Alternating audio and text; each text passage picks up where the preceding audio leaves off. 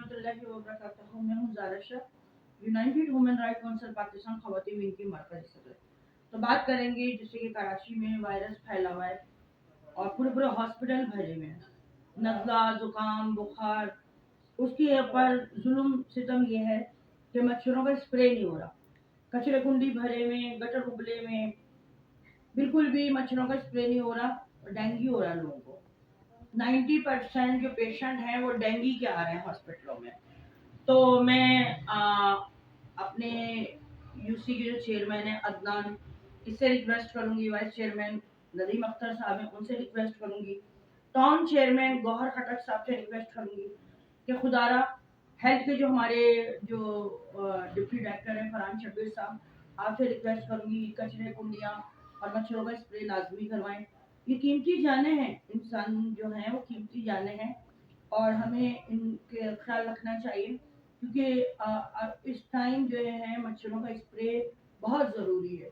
तो मैं चाहती हूँ कि इंसानी जानों का ख्याल रखा जाए मोहब्बतों के साथ, क्योंकि बहुत ज़्यादा मच्छरों का वो सिस्टम हो रहा है। जब तक मच्छरों के स्प्रे हफ्ते में 2 मरतबा नहीं होंगे यूसी 4 में, जब तक लोग इसी तरह डेंगू के मर्ज में बीमार रहेंगे। और डॉक्टरों की चांदी हुई हुई है, अताई डॉक्टरों की भी चांदी हुई हुई है, मुझे हंसी भी आती है। तो मैं बहुत ज़्यादा जो है ना, मेरे पास बहुत कंप्लेन आई है क्योंकि मैं कराची में थी नहीं, अभी मैं पहुंची हूँ, कुछ दिन हुए हैं, 2-3 दिन 4 दिन। तो मेरे पास काफ़ी कंप्लेंट्स आई हुई है कि मैडम जो है कि मच्छरों का स्प्रे नहीं हुआ आपके यूसी में। तो मैं बहुत ज़्यादा डिस्टर्ब होने के बाद मैंने आज ये ब्लॉग बना रही हूँ कि एक बंदे को 2 बंदे को बोलने का कोई फ़ायदा नहीं है। तो ये वीडियो की सूरत में तमाम हमारे जो है अहदेदारान तक, क्योंकि मेरा ताल्लुक जमात इस्लामी से है, मैं जमात इस्लामी की जनरल काउंसिलर यूसी 4 से जरदाना शाह।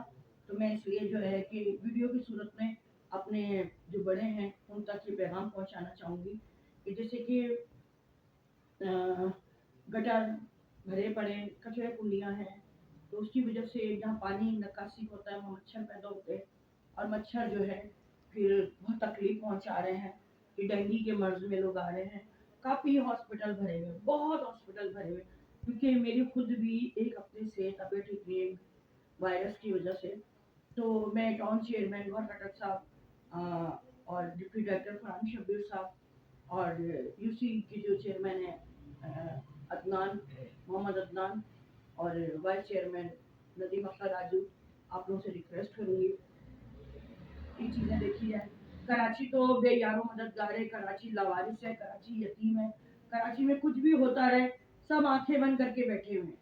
रोडें टूटी हुई हैं, गटर नाले खुले हुए हैं और कोई मर रहा है, कोई जी रहा है, दिन दहाड़े गोलियां मार जाते हैं और एक्सीडेंट हो रहे हैं, बड़ी बड़ी हैवी ट्रांसपोर्टें चल रही हैं, माले मुक्तादिले बह रहे हैं।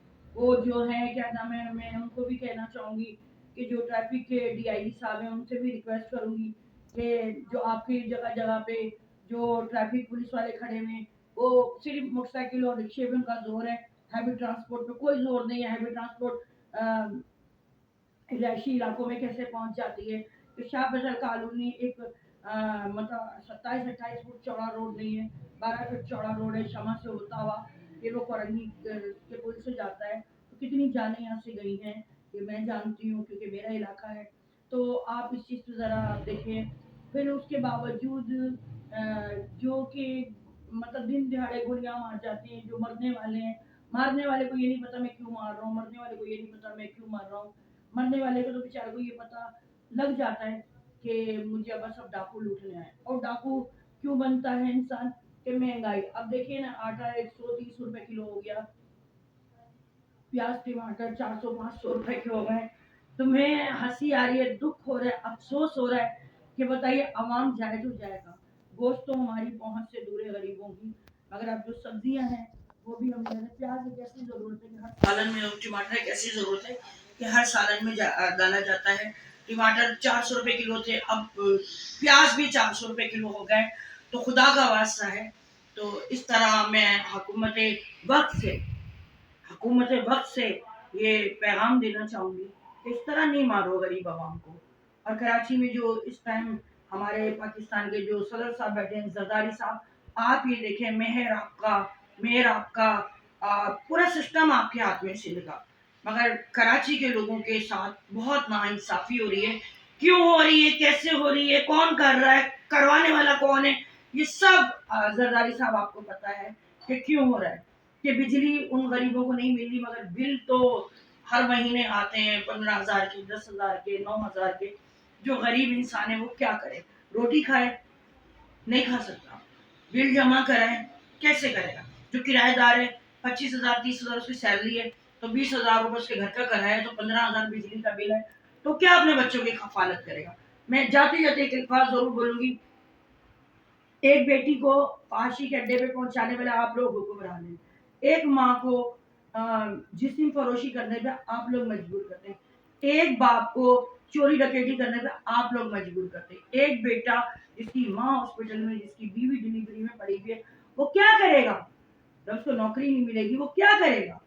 दूध अपने बच्चों के पूरे नहीं कर सकते, सब्जी खाने को पूरा नहीं कर सकते, दवाइयां अपने बच्चों की पूरी नहीं कर सकते।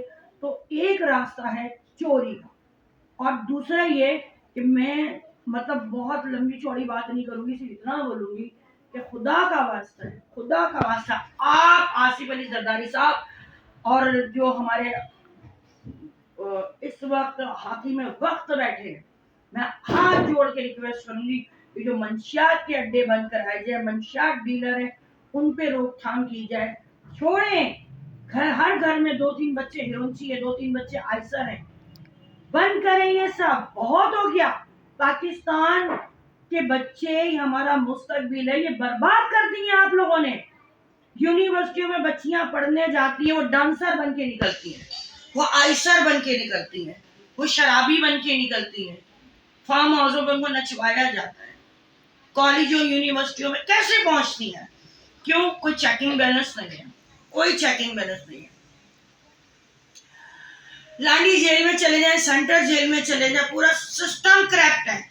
वहां अंदर पुलिस वाले खुद भी कुआरे होते हैं मुजरिमों से।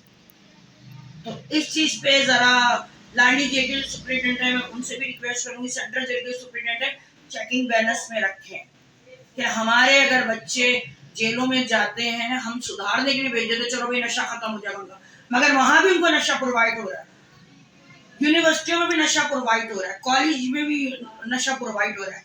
क्यों हो रहा है, इन चीजों पे जरा देखें, महंगाई पे जोर दें, कि महंगाई खत्म करने पे जोर दें, कि मंशियात वालों को जरा तंबी करें, उनको जरा रोकथाम की करें।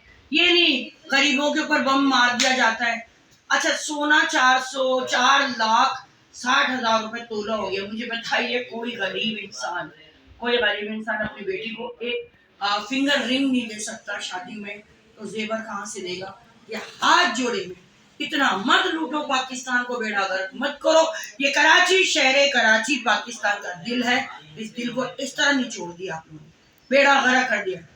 100 में से 70% बिजनेस आपको कराची दे रहा है, बंदरगाह कराची में। कराची में क्या नहीं है, अगर कुछ नहीं है ना, तो यह सिस्टम अच्छा नहीं है, पूरा सिस्टम करप्ट है, पूरा का पूरा सिस्टम चोर है, करप्ट है। साले मच्छरों का स्प्रे तक नहीं करवा सकते, पागल है अवाम। तुम्हारे वोटर है, तुम्हारे सपोर्टर है, तुम उनका ख्याल नहीं कर सकते। कुर्सी पे बैठ कर तुम्हारी गर्दन में सरिया आ गया, मगर मरने के बाद इस चीज का हिसाब देना है। जो जो अपने ओहदे पे बैठे हुए, अपने ओहदों के साथ, अपने अवाम के साथ वफादारी करें। ऐसा नहीं है लंदन चले जाओ या अमेरिका चले जाओ, कहीं भी चले जाओ, तुम्हारी कब्र यही पाकिस्तान में बननी है। पाकिस्तानी हो तुम, अपने पाकिस्तान का झंडा ऊंचा करो, अपने पाकिस्तान का नाम ऊंचा करो। हमारी पाक आर्मी जिंदाबाद, पाकिस्तान जिंदाबाद। जो बॉर्डरों पे इस टाइम हमारे लिए खड़े हमारे फौजी जवान, मैं सलाम करती हूँ उनको। सही है, अगर तुम्हारी सियासत के अंदर हम आवाम पे सही, आवाम का ख्याल करें, इंसानियत का दर्द सही। हमारे नबी करीम सल्लल्लाहु अलैहि वसल्लम का फरमान है कि इंसानियत से प्यार करो। अगर आप लोगों के अंदर इंसानियत मर चुकी है, आपका ज़मीर भी मर चुके हैं आप लोगों के ज़मीर। बेड़ा गर्क हो गया कराची का। कराची अब वो कराची नहीं है, पानी नहीं है, बिजली नहीं है, गैस नहीं है, हमारा कोई हाल नहीं है। कुत्ते भी हमसे अच्छी जिंदगी गुजार रहे, मगर हमारी जो हालत है ना, जो पंजाब के लोग थे ना, जो पिशावर के लोग थे ना, जो बलोचिस्तान के लोग थे, जो कराची में कमाने आते थे, आज उनके सिस्टम देखें और ये देखें उन 3 सूबों से चौथा सूबा सूबा सिंध है। सूबा सिंध का बेड़ा गर्क है। ऐश वो करे जिनके पास डाले, पढ़ना लिखना आता नहीं है, तमीज नहीं है बात करने की, मगर उनकी गाड़ियां देख लें, उनके बंगले देख लें, माले मुफ्ता दिले बहर है। तो मैं आपको इजाजत चाहूंगी अपनी आवाम से। अगर आप लोगों को लगता है ज़ारा शाह अपनी आवाम के लिए आवाज उठाती, मैं हूँ आवाम की आवाज, आप बनिए ज़ारा शाह की आवाज, तो मेरी आवाज के साथ आवाज मिलाइए। मेरी जितनी माएँ बहनें बेटियां और जितने हमारे भाई बुजुर्ग हैं, वो सब इस चीज को एग्री करें कि ज़ारा शाह क्या गलत कह रही है। नहीं, मैं गलत नहीं कह रही। मैं बहुत दिल बर्दाश्त शौक की वीडियो बनाती हूँ। मुझे कोई शौक नहीं है कि मेरे चैनल को सब्सक्राइब करें, मुझे लाइक करें, मुझे शेयर करें। मैं अपनी आवाज आगे पहुंचाती हूँ। ये गुंगे बहरे जो बैठे में जालिम हुक्मरान, इन तक आवाज पहुंचाती हूँ। हो सकता है इनका जमीर जाग जाए, हो सकता है कि इनके अंदर का मरा हुआ इंसान, इनके अंदर का जो ला इलाहा इल्लल्लाह मुहम्मद रसूलुल्लाह पढ़ते हैं ना, ये वो मुसलमान जाग जाए। अगर नहीं, बेजमीर बदनस्ले हमारे हुक्मरान है। साफ सीधी बात करूंगी, मेरी अवाम बहुत परेशान है। मैंने ये मुंह मैंने बार बार दिखाना है अपनी अवाम को। मैं एक्चुअली इलेक्शन के दौरान मैं बरसाती मेंढक बन के नहीं आऊंगी, मैं हर रोज आऊंगी। मैं अपनी दुखी इंसानियत की खिदमत करती हूँ, मैं इंसानियत के लिए आवाज उठाऊंगी। पाकिस्तान जिंदाबाद, पाक आर्मी जिंदाबाद। अपना बहुत ख्याल रखिएगा, दुआ में रखिएगा। आपके अपनी ज़ारा शाह। अस्सलाम वालेकुम रहमतुल्लाहि व बरकातहू।